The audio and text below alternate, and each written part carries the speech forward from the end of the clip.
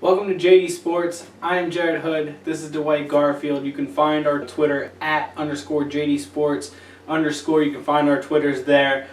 This is a weekly NFL overview show at the moment. Did a few trials. We haven't been able to get them up yet. We're working on it. But so we're gonna keep it going. We're gonna dig right into it. Okay. Now week one, there's always overreaction. And now what do you think is for real, and what do you think is just complete broadband? Marcus Mariota. Can we just start off with that? Yeah. You don't think he's for real? It's week one. It's his rookie year. I mean, I agree. I think we're getting to a point where we overhype these rookies and we put them on a pedestal that they don't need to be at this point in their career. It's their first week. It's the first game. It's against the Buccaneers, for crying out loud. Yeah. Well, the two things. Let's not put him in the category of, oh my God, this is him, this is for real. Because let's talk about how RG3. Yes. Hello. Yes. He says hello. Rookie of the year. People were like, oh, he could even be MVP possibly, and the next thing you know, he's RG third to the bench. He's third string, right? See, now the two things with me, I don't like that franchises and fans and media are too quick on quarterbacks and coaches. I feel like no one gets a fair shot anymore. I mean, people do, but I just think that careers go down the drain a lot quicker than they used to. You know what I mean? You don't hear those guys building as a backup and then eventually becoming around. Aaron Rodgers is very rare. And you pointed to, I mean, it's the Bucs. There's a reason they had the number one overall pick last year. They're building. They're trying to get talent. I like Winston. I think in the long term, I've always been like, I think Winston's more of an NFL type of quarterback, and I think he's really smart football-wise, but I think Mariota proved a lot that, A, he can run from under center, because that was the big thing, is he going to be able to do that, and he's very smart between the ears also. I mean, that was evident. And B, I think that he impressed me more than anybody thought he would, but I don't think it changes my long-term view on the two of them. No, not at all. And I think that was the biggest overreaction of the week. Okay. Well, what about the Bills? Okay, speaking of overreaction, do you think they are here to stay, or do you think week one at home, Indianapolis had a lot of pressure on them? Andrew Luck seems to. Week one hasn't really been his thing. I think he has a losing record in week one, if I'm not mistaken. I'm pretty sure. So I like all that combination. Do you think the Bills are here to stay, or we both had either the Bills or Miami making noises this year we like the rosters overall, right? And we both said that at least one of them could potentially do a little bit of damage. Yep. And I do think that the Bills are actually legit. I think they had a nice combination of offense, just balanced out perfectly well, and obviously the defense just dominated the Colts completely. I was kind of shocked. We both thought that the defense was going to be very good, Ryan.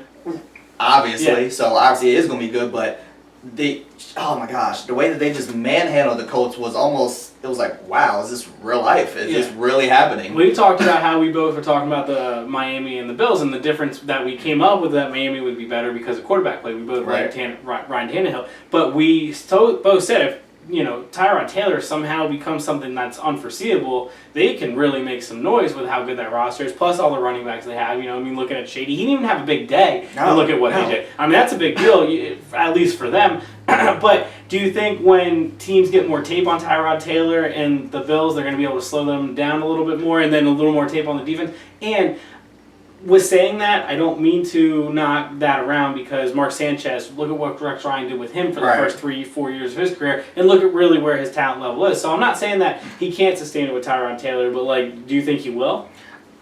No. Honestly, I think eventually it will get to a point that they figure out Taylor and figure out what he's going to do. Yeah. I think they can contain him better than the Colts did.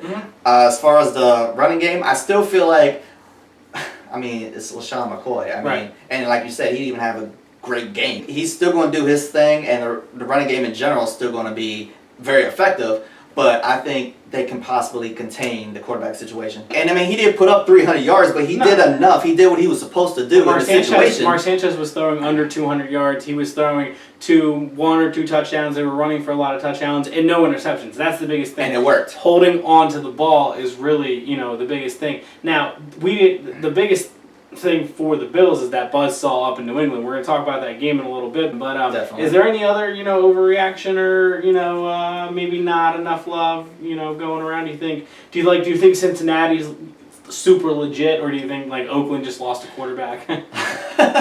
I like Cincinnati. I think they're good.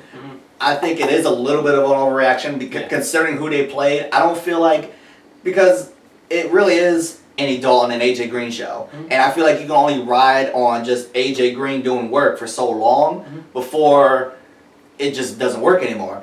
They don't have a running game. I think it's a little bit of a overreaction. The numbers going cross country overall in the NFL are staggering of the away team losing. So for them to put up 33 and then not give up any points is impressive just in and of that. But it's week 1, you're rested, and the Raiders just came out flat.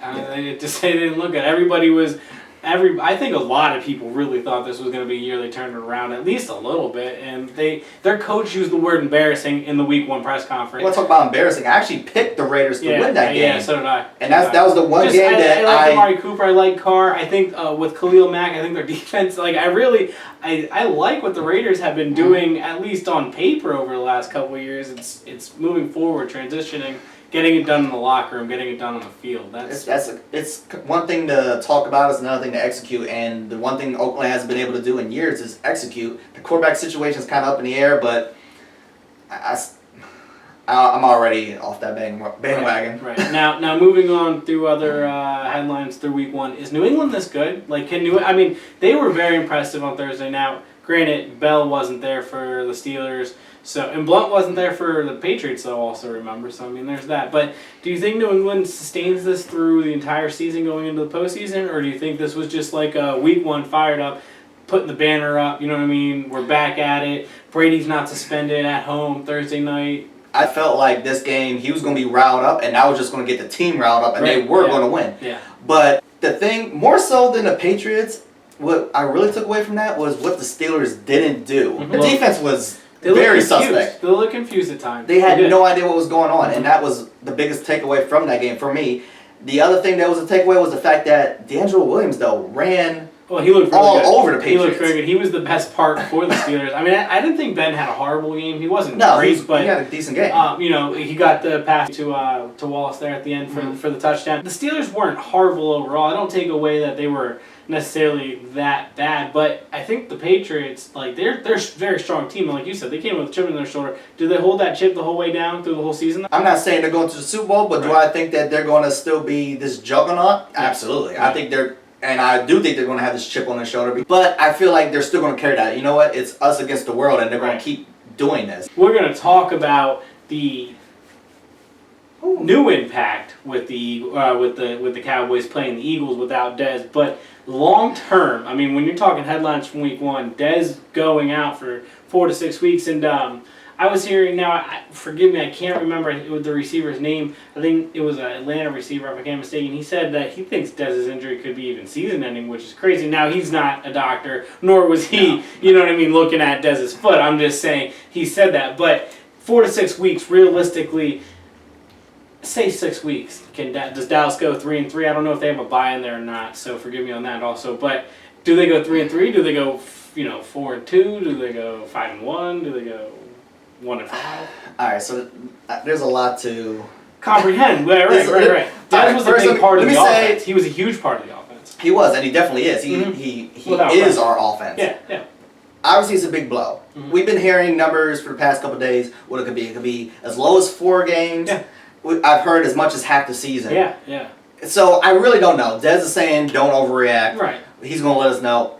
We're just going to have to play it day by day and see what actually comes forth. I think we do have a solid team overall that we could get by. Yeah. The problem is we have a very tough schedule, especially the first part where he will be missing. Right. The first 4 or 5 games. And we do have a bye. I believe it's week 5 we have a bye.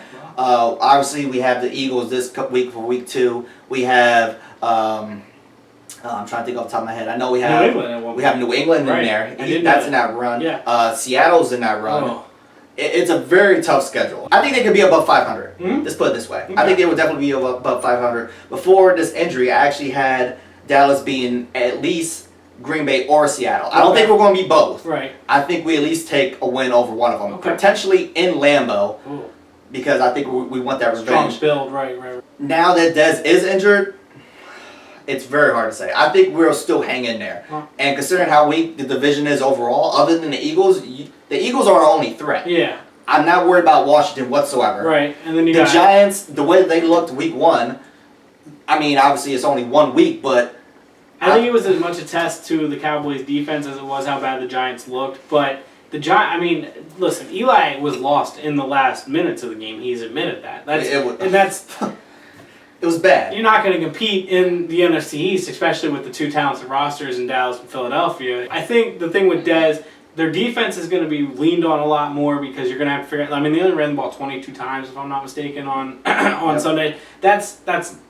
That shocked me, even if Dez is playing a full game 22 times, to me isn't enough. But they're going to have to run the ball more in general with so that you can kind of run the clock down a little bit so the defense isn't on the field as much. But I still think the defense is going to have to be, they're going to get a lot more pressure on them. You know what I mean? Tony's not going to be able to throw the ball as well. Now, look at what he did, though, in that final drive without him. I mean, he was boom, boom, boom, boom. You still got Witten.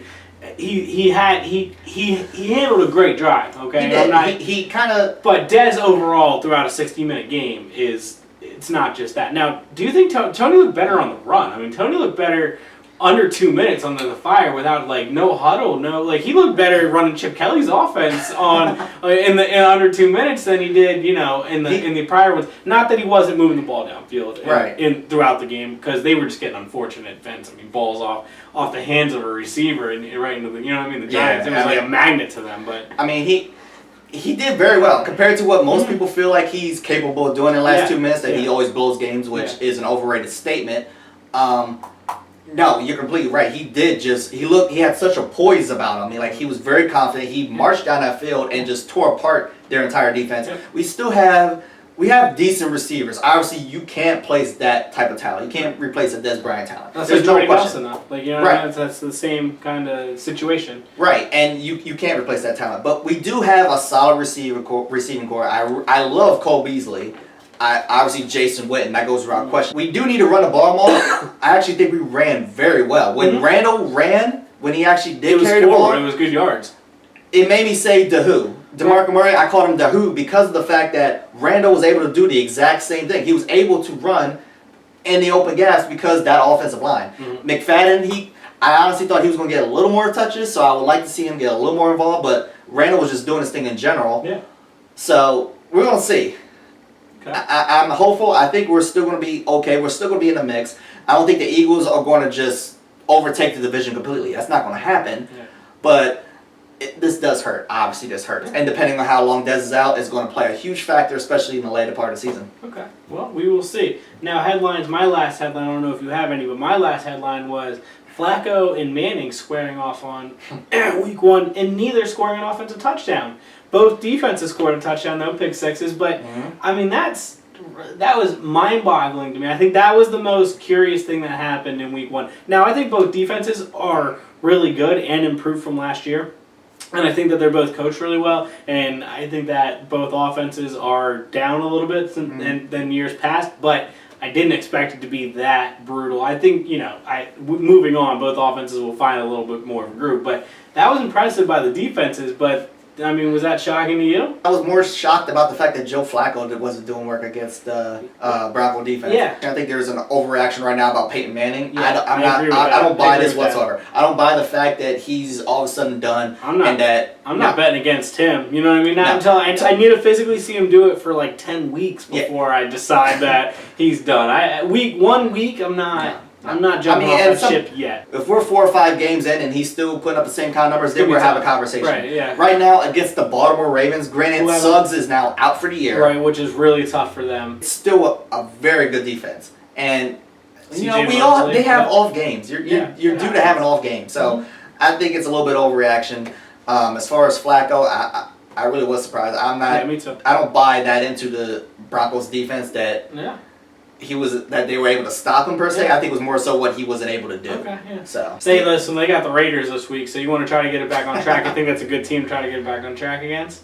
You want to talk about another overreaction? Yeah. So we're gonna get into our week 2 preview now. We're picking every game against each other throughout the season, but we're gonna highlight a couple throughout the shows. I went 8-8 last week. What did you go? 12-4. Oh, he's incredible with that. Okay, well, I got some catching up to do. Now, I said earlier that we were gonna talk about New England and Buffalo, so let's get into that right away.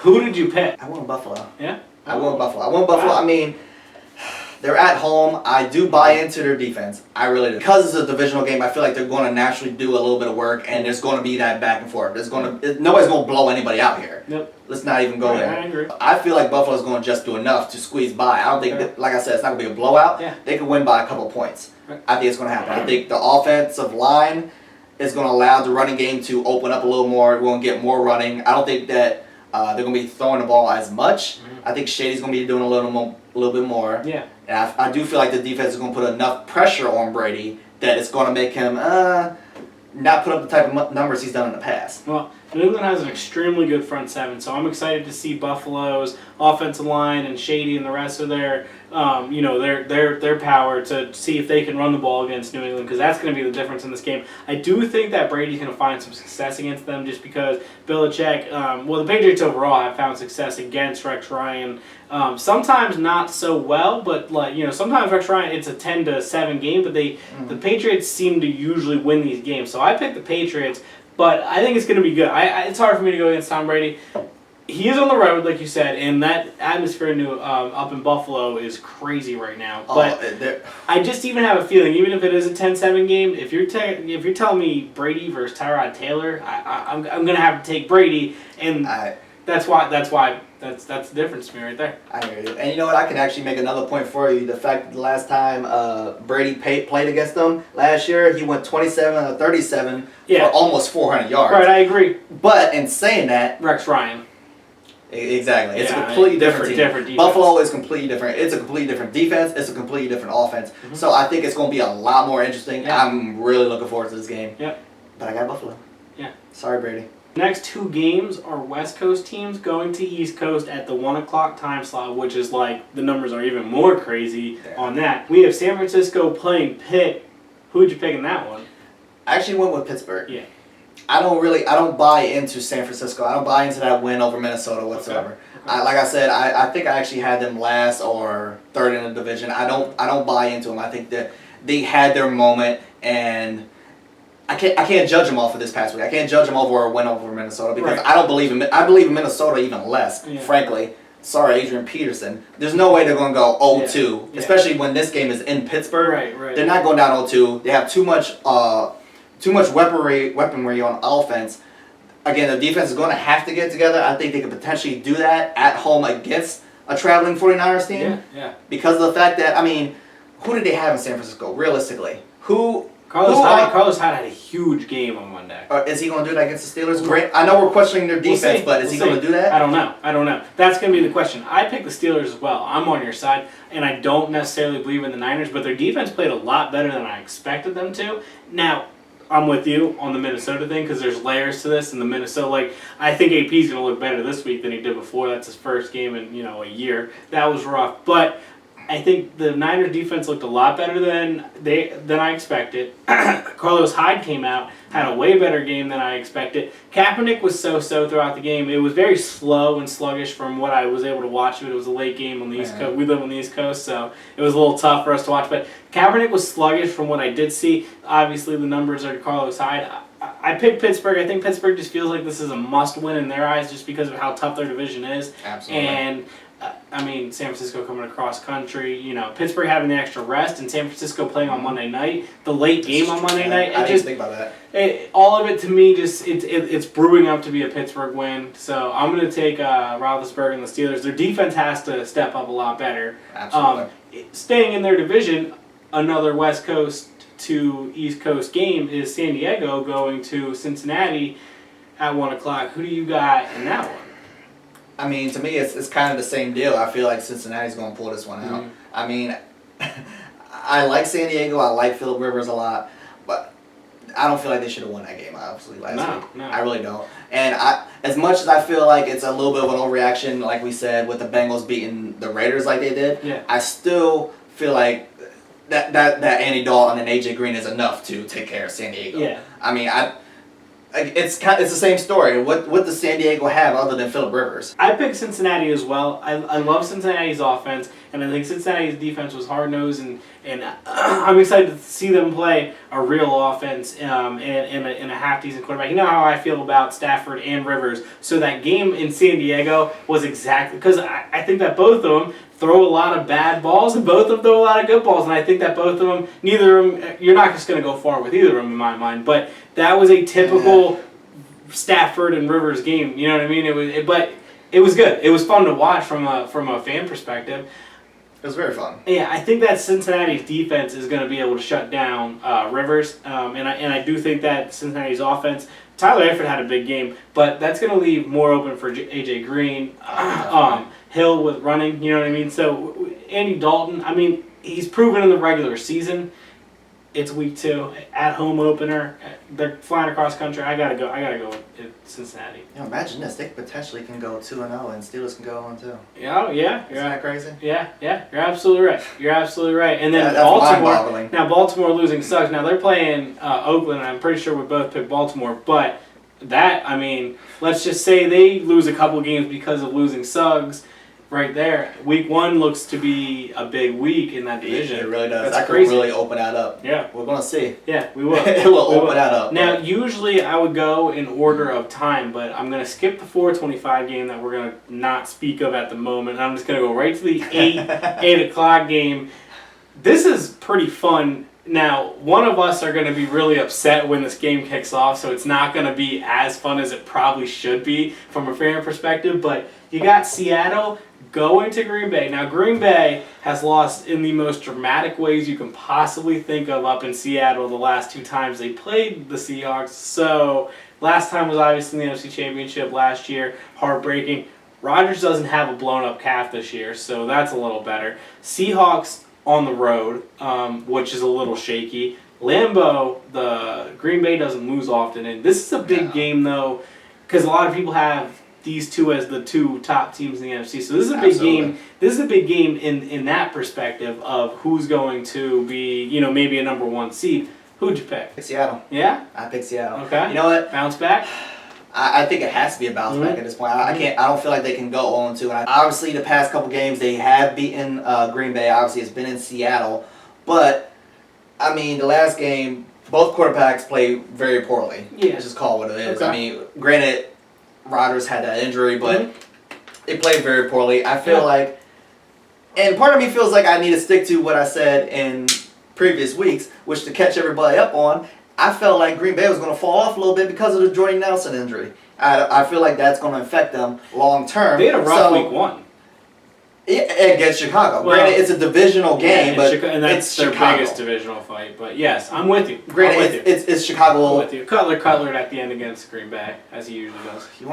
That was rough. I can't deal with That was Cutler. rough to watch. I can't deal with Cutler. It's disgusting. I like watching Cutler when he's playing well, but then you just got to turn it off there with like 4 minutes to go in any game he plays in if he's playing well. Because sometimes he's already thrown 10 picks at that point. So. I feel like if you put one of us behind that offensive line, we put up the exact same numbers. Maybe. I really feel that way. I hear you. But in saying that, I still feel that Seattle's just going to do enough. If they can keep pounding the ball against Green Bay. I mean, last week Matt Forte put 141 against them. Yes. So if Matt Forte can do that, right. Marshawn Lynch, obviously Beast Mode, can just destroy them. Well, and they have Fred Jackson. Who is like really good friends with Marshawn Lynch. That's pretty crazy. But I love that pickup. No, so do I. I think that's fantastic. Green Bay, I'm pretty sure they have another tough rusher. I think Jamal Charles, if I'm not mistaken. They have another tough rusher coming down the road after this game in a week or 2. So like it's insane to think about how bad their rush defense was in week 1 for how good overall they looked. Seattle's offensive line wasn't great. Now they ran the ball half decently and they passed the ball pretty well overall. But Seattle offensive line had some issues, so they're going to have to figure that out and turn that around. I picked Green Bay, actually. Really? I like Aaron Rodgers. I think that James Jones had a pretty big game. He stepped in for Jordy Nelson. All of their receivers had a touchdown, if I'm not mistaken, except for one. So, I'm still sticking with them. They pounded the ball with Eddie Lacy late when they needed to. They showed me a little bit of everything on offense. Their run defense does scare me, especially with Marshawn Lynch.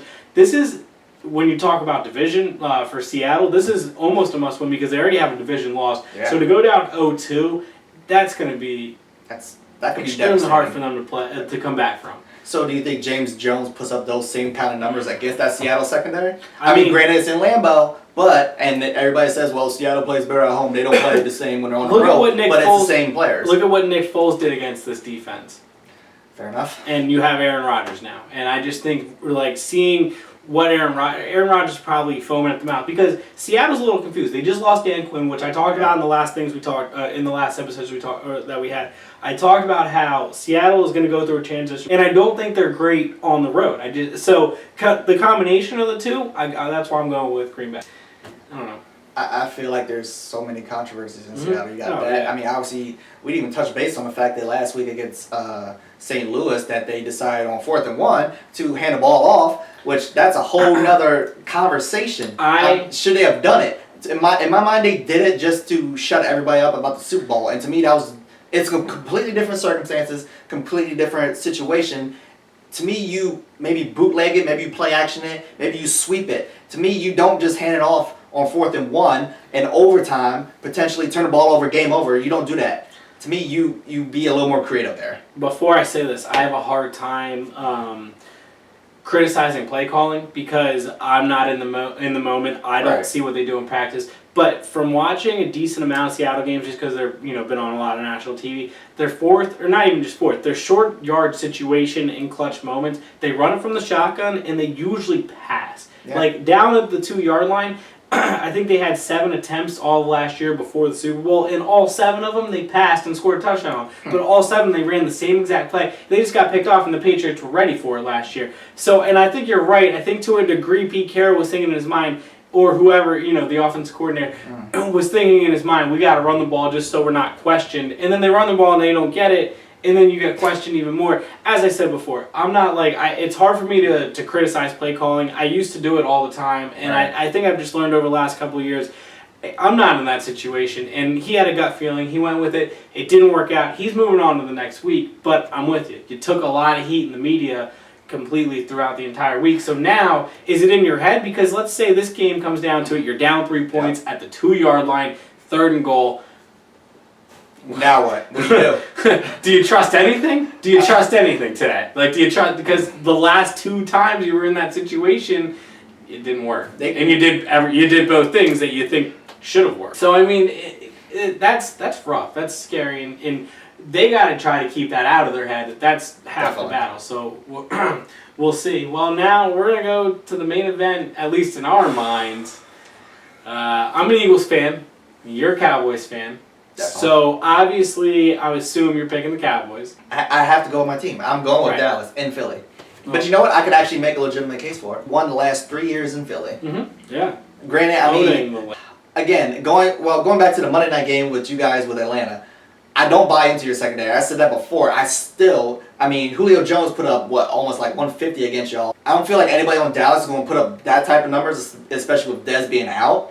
But I feel like we could do enough if we balanced our running game a little bit more. I feel like we can do enough with the little bit of weapons that we have that we can just, I'm not going to say we're going to blow you out, but we're going to do enough. I think we can embarrass your secondary a little bit. Mm-hmm. I don't believe in Byron Maxwell. Mm-hmm. I feel like he was a product of a system that he was able to get this kind of money. I feel like it's going to get exposed eventually. I just feel like we're going to be able to do enough. Our defense is actually very underrated. Scandrick's out. Everybody made a big deal about that. Last year, Claiborne was out. But we got Sean Lee back. It's not a one-person show. Right. It's everybody, you know what? The ball's going here. Let's all swarm over there. And that's how they played last year. That's how they're playing, in week 1. Yeah. And I feel like it's going to continue. Well, Dallas didn't run the ball a whole lot in week 1. And part of me thinks that was set up so now they can run the ball a whole lot in week 2 because you're playing a division rival. Sometimes you don't want to throw all your cards out right away. That's a big thing for Dallas' defense was last year they were off the field as much as they were on the field. Right. So they never really got tired out and they ran a good system. If they can do that again, I think they have the talent to be a pretty legit defense as they run a decent system and all that. Like Malcolm Jenkins, I'm with you I've told you about Byron Maxwell before. I've told you it's impossible for him to live up to that contract, especially I think in Philadelphia after the Nnamdi Amnoa situation. So I don't think, and last week, Julio Jones was all over him. Dan Quinn was his coordinator last year. So if anybody knows what he can do on a football field, it would probably be his coach over the last couple of years. So I think that had a little bit to do with it. We're going to see. He's not going to have to face Dez, which personally I wanted to see him go head to head with Dez, because as an Eagles fan, I mean, they paid him all that money, so here you go. Like, this is who you were paid to stop, literally. Yeah. So I look at, I'm kind of disappointed, obviously, that he's hurt. Hope he gets better, back soon. It benefits the Eagles, obviously. Definitely. I picked the Eagles. I liked what I saw in the second half. The missed field goal, it's just unfortunate. But they were really tough opening, you know what I mean? Tough first half. Extremely tough. Sam Bradford hasn't played a regular season game in 99 weeks. And first time he played with DeMarco Murray in, 4 years? And it was the first time Chip Kelly was in his headset. I just think in week one, first time in a long time, I'm not going to overreact. As an Eagles fan, I'm optimistic that hopefully the rest of the season goes more like the second half than did the first half. I think Dallas is kind of in Philly's head, at least in Philadelphia. Right. It's hard. I hate to say that week, you know what I mean, like year after year, because sometimes it's just a coincidence. So I'd like to see the Eagles come out. Hopefully they play with what they played with in the second half there, and they get it going. The secondary looked good in the second half, but they got pressure from the front seven. Dallas is going to have to run the ball really well against a tough front seven. That's how Dallas is going to win. And I hope, at least, obviously that's it, like the Dallas offensive line versus the Eagles front seven. But I think that the Eagles can do enough to stop that and then maintain everything else. Do you think DeMarco Murray has a big game? Because honestly, I feel like you guys completely underutilized them in week one. I mean, I said this maybe it was the same reason that I said about Dallas underutilizing the run in general. Maybe they were holding the cards. Honestly, I mean, when you guys signed him, before we even started doing these shows, my immediate thought was DeMarco, who I called the Who, but DeMarco is more of an I-back running back. He's more of a power back. He isn't this spread back. That's more of a Darren Sproles. This isn't a DeMarco Murray. He ran a spread system in college, and he did pretty well.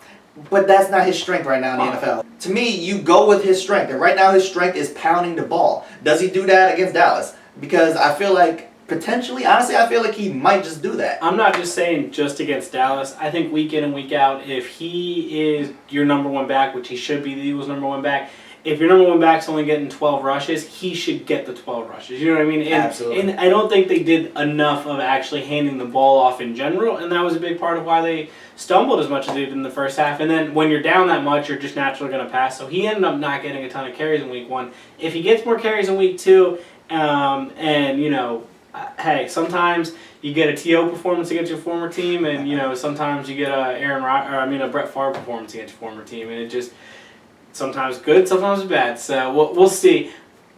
I think that the Eagles, he got the ball well out of the backfield, really well. I think all three of their running backs did. And you said to me earlier that's not something that you think he's utilized or best utilizing him with. No, not at all. To me, he's not that all screen pass player. To me, he is that power back, like I said. And we know when you're paying him that type of money, and you're using him for, what was it? We got 8 carries for 9 yards. That's horrible. You don't pay him that type of money. Like I said, I think he should at least have 12 carries because he's your number one back. Absolutely. He should be minimum. Granted, the 1 or 2 times, we talked about it, the 1 or 2 times that he did catch the ball out of the backfield, it was like, okay, he did a little bit of work here and there, but is that what you're paying him that kind of money for? He had a nice carry from the 4-yard line, but he had a nice carry there for the touchdown also.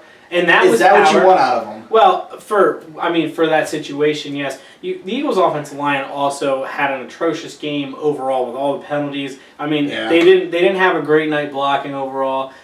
So you got to factor that in as well.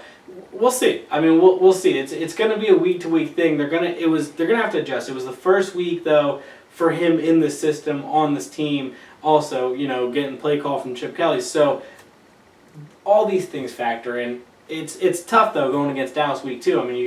They got to get that going to win this game. And you know what? I actually agree with you. I feel like the second half of that Atlanta game is more so what we should be expecting out of the Eagles. I really do also. I truly believe, as much as I obviously don't want them to, No. I truly believe that that's what we all expected. Honestly, the first half of that game against Atlanta, I was like, what team is this? Who is this? But on the other side, who's coaching this team and what is going on? But on the other side, as good as Dallas' defense was, that's what I expect them to be. And as good as Romo was in the clutch, that's what I expect from him as well. That's why it's such a big matchup. You know what I mean? That's why we're talking about the go. We'll see. Talk about a big game. Yeah. How do you have such a big game in week 2? Next week's going to be a little rough. Next week's gonna be a little rough for the two of us. It's gonna be hectic over there. Well, it's gonna be very hectic. We didn't brawl. We kept our hands to ourselves. So. You lucked out that Dez isn't playing. Who gets more excited to play football at Lincoln Financial Field than Dez Bryant? That man had the game of his life last year in that stadium. You want to talk about? He's probably as disappointed missing this game because it's the Eagles as because of he got what he did in the stadium last year, you know. So and you know what? That is exactly why I love him. Yeah, that's why I have his jersey because he's fired up. He is that heart and soul of our entire team. Granted, I love you, Jason Witten, but heart, soul, determination. Especially, he's more that old school mindset of you know what? No, that's a rival. We're going at it. You know, it's all for respect. Absolutely. And it's just football, but on the field, we are rivals. We're going to fight, and he took it real. He took what you guys said personally, and he went out there and put on a show. Absolutely. Hopefully, he's back for this November 8th. Yeah.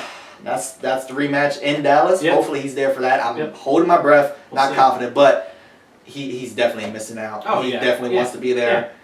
But you guys are fortunate not to have to face him. Yeah. You're welcome. Yeah. Well, we like to do something different, okay? And so we just ask each other random questions that we haven't really, talked about or gone over. Kind of a raw version of this show. So, do you want to start off by asking your first question? Do you think RG3 plays another down in Washington? Because last week Kirk Cousins, he was 21 of 31. He had 1 touchdown, 2 interceptions.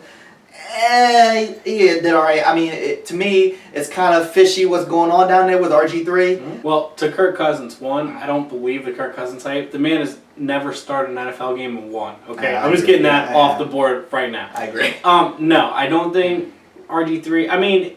Maybe due to injury, but they have Colt McCoy if they really have to go to a backup quarterback. And honestly, Jay Gruden has disrespected RG3 to the point where I wouldn't be surprised if they really had to go to a third option that they wouldn't go looking for a quarterback. That's so bad. RG3 might get some more snaps. I don't see it. The rumor was he was playing safety for the scout team last week during practice, which is super sad. I think. Listen, this is the case for any NFL player. I think you just got to get out of Washington. I think RG3 needs to get out of Washington. I'm interested to see because he has skills. I was never an RG3 believer. I was always on record and saying, and I have it blog somewhere saying that Russell Wilson was going to end up being the better quarterback than RG3. I didn't see Russell Wilson winning a Super Bowl and doing all this, especially this quickly. But I just thought RG3 was going to face plant like he has. Now, do I think if he gets in the right system with the right coach, he can be a flash, more of a flash than even maybe Johnny Manziel? I'm a Johnny Manziel fan, but he can even be something substantial because of the size. He's got to learn to throw in the pocket, though, and it wasn't looking good, and Jay Gruden kind of gave up on him. And I think Jay Gruden made Andy Dalton into a really almost elite quarterback, like on the cusp of elite quarterback. And he came in there and saw something in RG3 the first day, it seems, that maybe everybody else in the league will see. So, no. My answer to that is with the Redskins, no. No. I kind of, just to touch base, I agree, too. Yeah. I like... RG3, obviously his rookie year was phenomenal. Even as a Cowboys fan, I was just like... it was hard to watch. I was in awe. Yeah, it's crazy. It was fantastic, but we're to a point where you're right. He just needs to get out and go... He needs a new change of scenery. If you get him in a system... Like Andy Reid took a chance on Mike Vick. He kind of... Now, not saying RG3 is Mike Vick, but same style of play. They have Alex Smith. But I'm just saying, like... If there's somebody out there with that needs a legit quarterback with a legit coach out there that can put him in the right situation, he might succeed. Now, my first question to you: do you think Monday night first half Atlanta looked fantastic? That offense. Do you think with Dan Quinn? Do you think they're legit? They're in an easy division. Do you think they win the division, move on, and can make some noise in the playoffs? I've kind of fallen off the whole Atlanta bandwagon in recent years. I really wanted Tony Gonzalez to win there. I really wanted him to get his ring. I love Tony Gonzalez. They were really close. It was so close. And I feel like that their moment has passed. Mm-hmm. I feel like they had the moment where they could have won with Tony Gonzalez in there. Do I think they're legit? I thought they were going to be better than they were last year. I will say that. Do I think they're going to be great?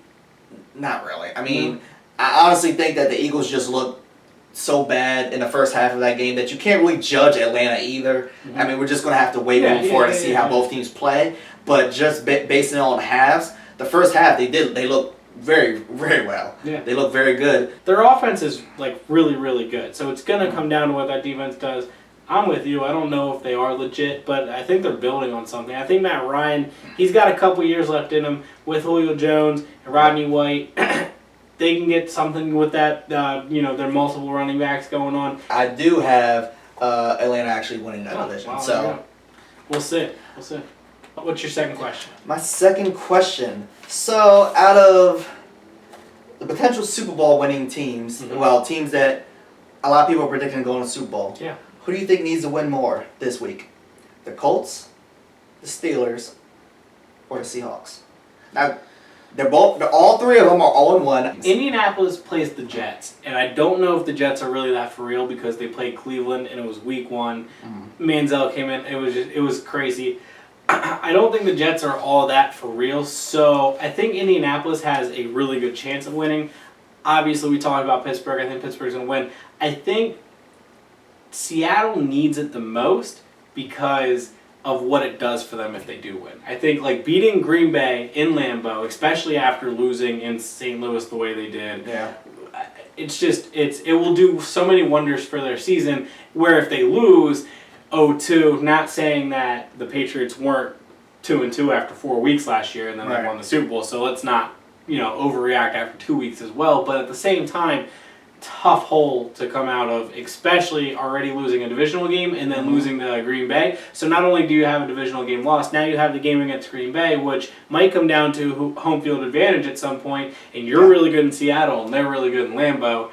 I mean, I think that Seattle needs it the most for multitude of reasons. I thought that Pittsburgh or Indianapolis have a cakewalk because both of them I think have pretty hard games. I just think they're manageable games and games that neither of them are going into it really like with the mindset of have to I think they go in the mindset of have to win but have to overpress to win or anything like that. Seattle is going to be pressing because it's just more of a need to. Okay, my second question is to you now. Speaking of Seattle in that division, can Arizona keep the lead on that division? I mean, I know they're tied with St. Louis, and St. Louis technically would have a lead because of the tiebreaker, with the division win already. But does Arizona maintain in that? I mean, do they keep this up the entire season? They played New Orleans. It came down to pretty close at the end, but they held the lead throughout most of the game. Do you think they hold on? The Seahawks winning the division this year, and I'm sticking to that until further notice. Yeah, me too. But at the same time, I have the Cardinals in second place, just behind. Obviously, Carson Palmer, who a lot of people just wrote off, but he does. We talked about it earlier. He just does enough. As long as he stays upright. As long as he doesn't get hurt. Yeah, that's the biggest thing. And I said before that I feel like Larry Fitzgerald is going to have a much better year than he did last year. Yeah. It was unthinkable what he did last year. He came up big a couple of plays there late in the game against New Orleans this weekend. So I like what they're doing. I loved Kurt Warner. I was a big fan of his. I was happy that he was able to get to that level again, to a Super Bowl. Yeah. Part of me kind of hopes that same thing for Carson Palmer. Can he get there? It's a whole nother story. But I think they potentially have enough to be competitive where we could be talking about this in a couple weeks. All right. I would like to see it. Yeah, we will see. Definitely. All right, so what's your third question? Sorry, Browns fans. So what's worse? The Browns' name, their logo, their colors in general, or these new uniforms that they came out with? Well, the Browns' name is for Paul Brown, okay, the original owner of them. So while they got to get modernized because he was the original owner and that was a long time ago. I understand the history aspect of it. The name doesn't bother me that much. The New Jerseys, I liked what they had going on last year. No, not this year. Not this year. Last year. I liked what they had going on jersey-wise last year. I think if they change the numbers back to white, okay, and then do like a orange outline, you know what I mean, on the numbers with the brown jersey, it would look a little better. But the all brown and the bright orange, it doesn't go well. It looks like the old FUBU jerseys that you used to find on shelf, right? Don't they look exactly like the old FUBU jerseys? It really does. I guess I'm gonna have to go with the New Jerseys. You don't like the jerseys? Nah, they're kind of I mean, the colors in the jerseys kind of go hand in hand, but yeah, no, I hear you. But because of how bad the bright colors are and how dark the brown is, that's what makes the jersey look so bad. You could wear white pants and the jersey might not look as bad. Like the all brown with it, it's just like it's hideous. I'm with you. I don't know. I mean, with all due respect to the name, I don't like the name. That's why I asked the question because I never. It's time to now you understand why they have it. But okay, well that's you all fine and dandy. You restarted the franchise, and he wasn't the owner, so you could have modernized it when you restarted. You want to keep that history. That's all fine and dandy, but I mean it's just weird to me. And then the logo, it's an orange helmet. And then you got the team of the Browns. It just... Well, I like the little... I think he's an elf, if I'm not mistaken. I like the little... with he's holding the football. Have you ever seen that one? The logo of the Browns? Is that the very old one? Yeah. Like one of the original ones? They still use it sometimes. I think they modernized him for T-shirts now, and he's like holding the ball like that or something. I don't know. I'll be a little better with that. Yeah, it looks better than the all... I hear you. I agree. I really despise the jerseys. I don't know. I think they looked okay last year. I thought they looked sleek with the Nike. I thought Nike made them look a little more like up with the modernized times than they ever have before. And then what they did this year, I thought was just a really bad experiment. Hopefully, it's not around too long. I think just in general that their colors are just so bad that it is hard to work with, and that's why we keep seeing every year they get something different because they can't find something that looks good. This is part of the modernizing of how you're called the Browns, but your logo is of an orange helmet. This is kind of where I was getting at with the name. Honestly, again, with all due respect, ignore that aspect. It doesn't make any sense whatsoever. I never liked the name. I never liked the fact that we're the Browns, but we have an orange helmet. Mind blown. Well, my third question to you, it's another kind of debacle franchise. Not as unserious, but they played the Browns last week, the Jets. Do you think they keep... I mean, they look really good on defense. They lost Camardi, though. But they look pretty good. I know it was against the Browns, and their quarterback situation's still a little up in the air there in New York. But Indianapolis has a lot to prove, obviously. Do you think do you think the Jets show up against the Colts? Do I think they show up as far as do I think they're going to win? Well, just show up, make it even competitive. I think it might be competitive for maybe a half. But then I think Andrew Luck's just going to snap into it and they're just going to do some work. I picked the Colts to win this game, actually. I can't see them going down 0-2. I actually have them going to the Super Bowl. Mm-hmm. I don't see them going 0-2. I feel like it's the Jets. Right. Again, we don't want to overreact. I don't believe in anything Jets. They had a crazy offseason. They really did. And then their quarterback situation is such a mess right now. So for them to win the way they did week 1 was mind blowing. But it was against the Browns. It was against the Browns. I still don't. Rex Ryan, I feel like that is a blow to their defense. Yeah. Granted, Todd Bowles, though, is their head coach. The foundation is there, but I don't see that. I don't see them competing. I don't see them competing in a division whatsoever. I feel like there's no chance against the Colts. I feel like the Colts bounce back from a horrible week 1, and we go back to saying, you know what? No, this team could potentially win it all. I feel like we're going back to that. Yeah. Well, we will see. This was JD Sports. I'm Jared Hood. That's Dwayne Garfield. Find us on Twitter @_JD Sports_. We're out.